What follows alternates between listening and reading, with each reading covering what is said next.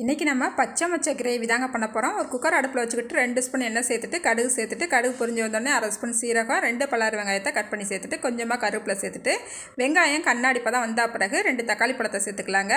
1/4 kilo பச்சை மொச்சையை சேர்த்துக்கலாங்க. தேவையான அளவு உப்பு சேர்த்துட்டு நல்லா கலந்து விட்டுட்டு ஒரு 2 நிமிஷம் இதை வேக விடலாம். அதுக்குள்ளேயே ஒரு தேங்காய் பேஸ்ட்டு நம்ம ரெடி பண்ணிக்கலாங்க.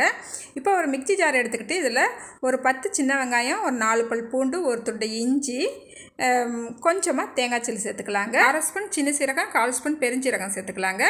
கொஞ்சமாக புதினா இலை சேர்த்துட்டு கொஞ்சம் முந்திரி குருணை சேர்த்துட்டு தண்ணி ஊற்றி இந்த பதத்துக்கு நல்லா அடித்து எடுத்துக்கலாங்க.